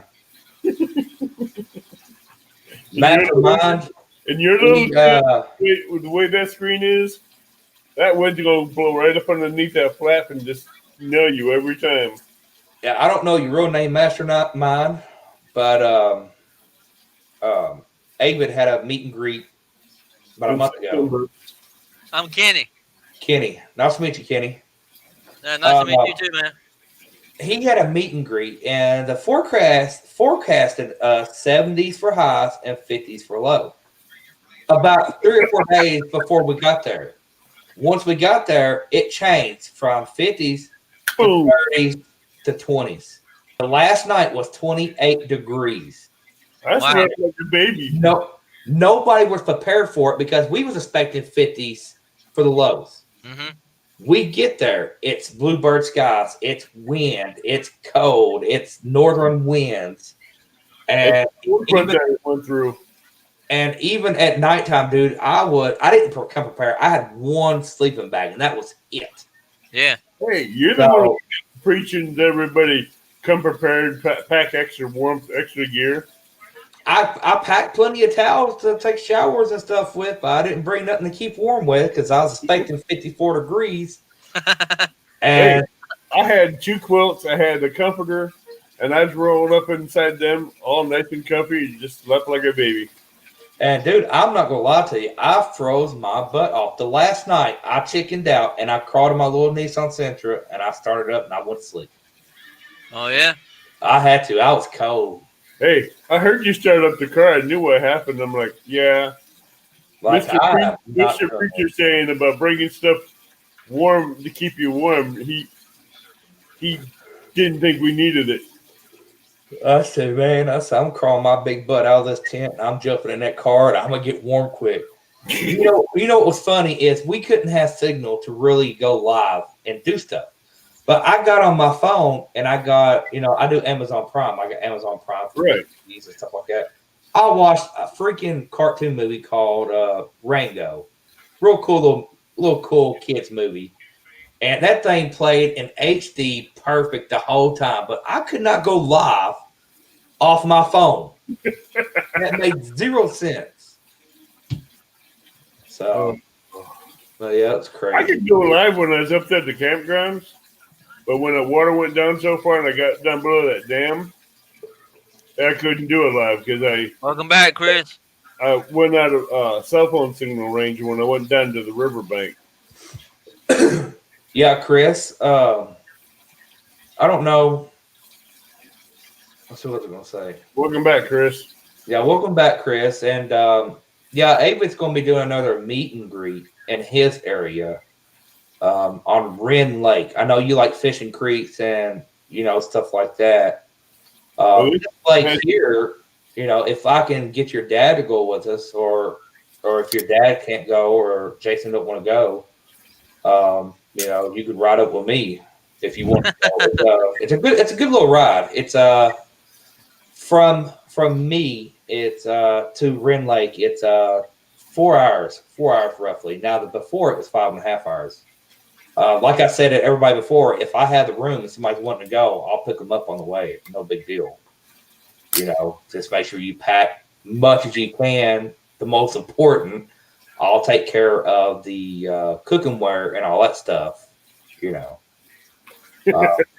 more the merrier. The more people that go, the better. Yeah. And like I told you before, Ava, if it's just me and you, it's just me and you. I don't care. We'll still go out there and have fun.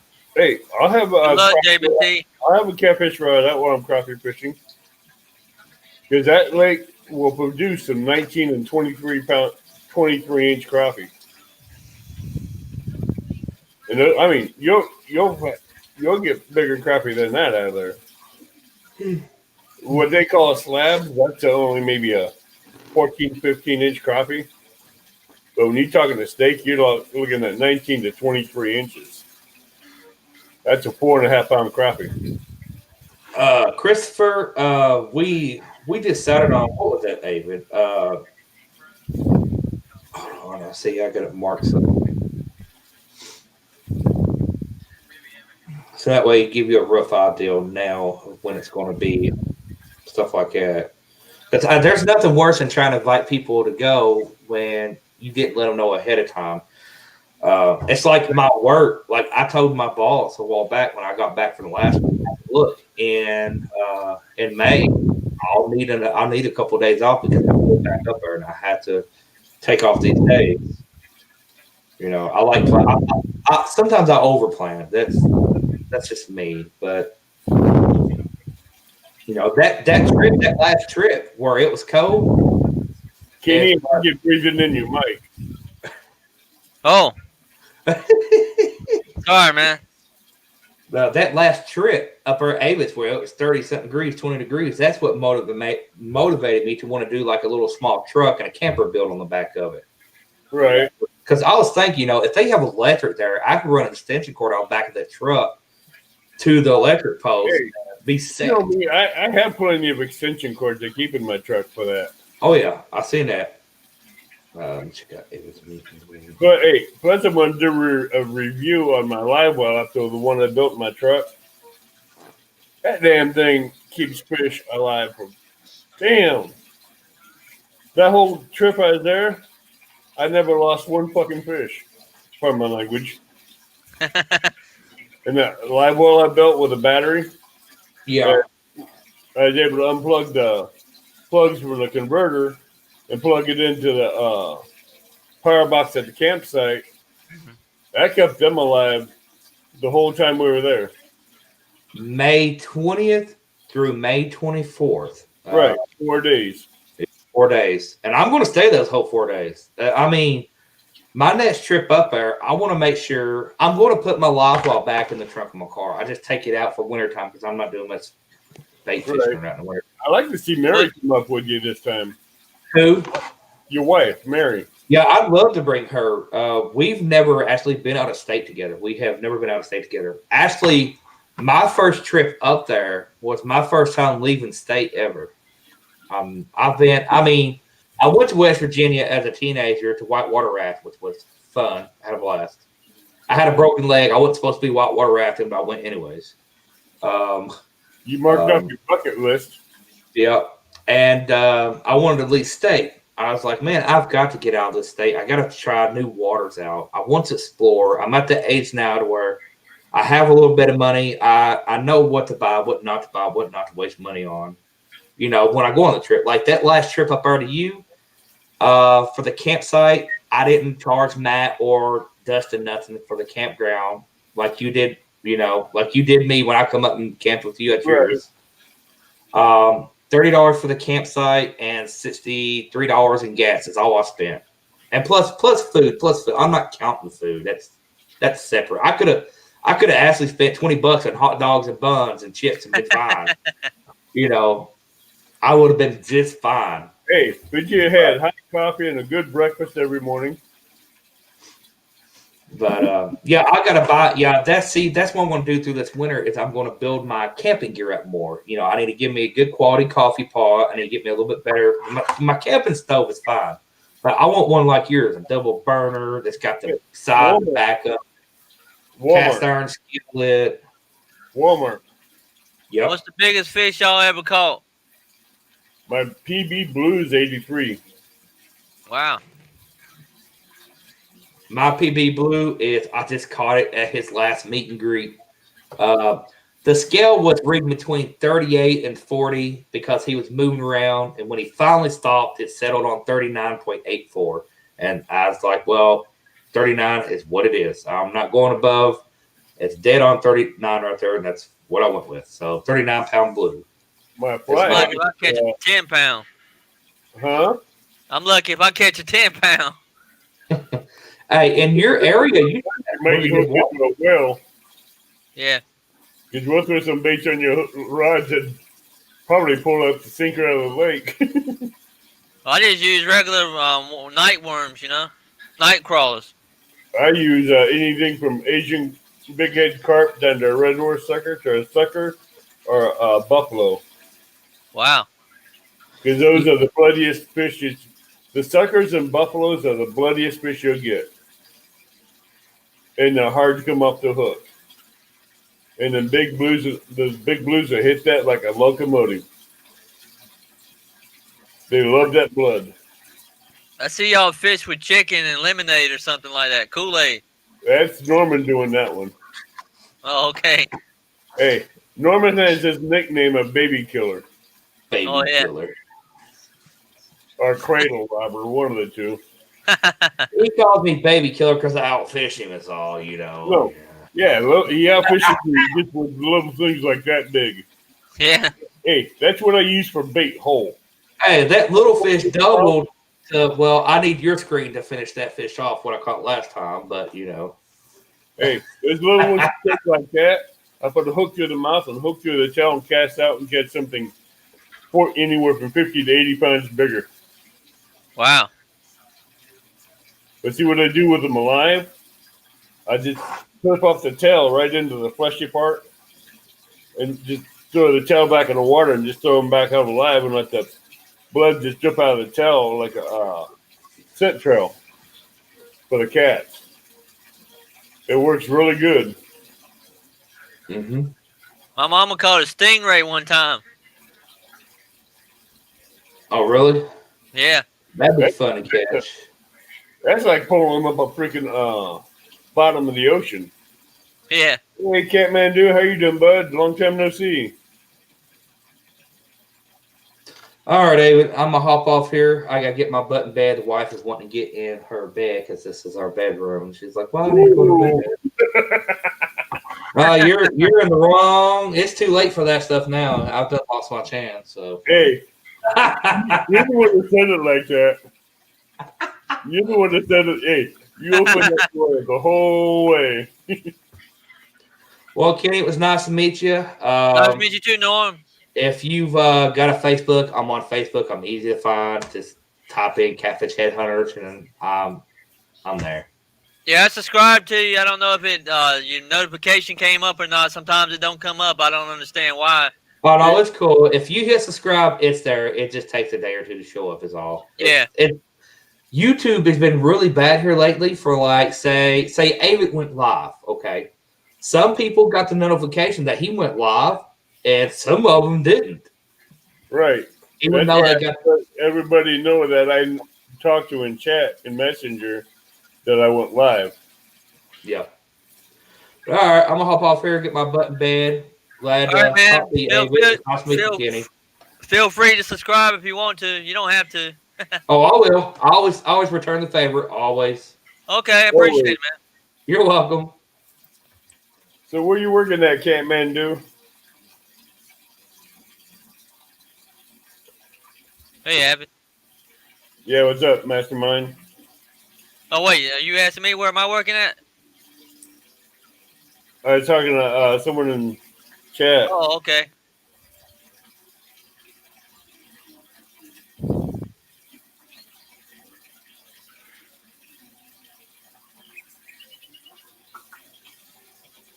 Where do you work at anyway?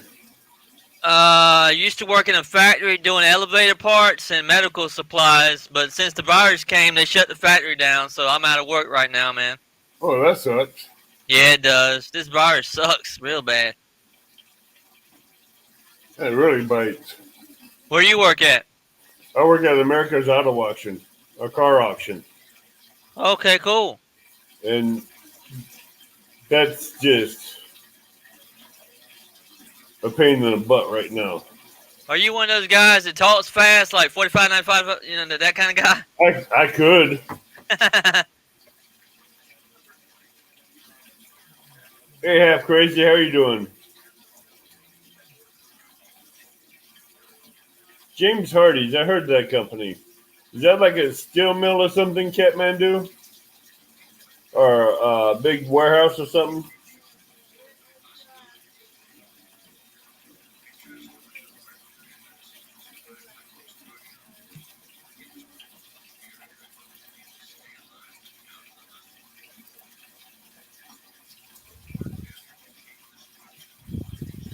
I'm probably going to call this a night tonight. Because I'm going to take some hours to, for Friday night. And I appreciate you letting me come on to your show, man. You're welcome. We'll do it again. All right. Well, you have a good night, Avid. You too. I'm gonna figure out how to get out of here. I don't know how to get out. I could do that one. Oh, fiber siding. Okay.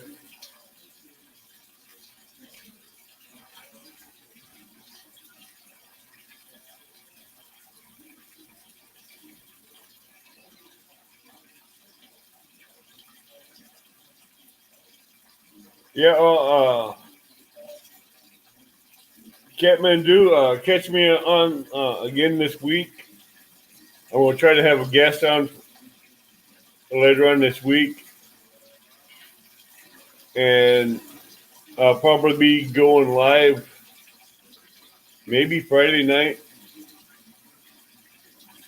if everything works right. I don't know yet for sure.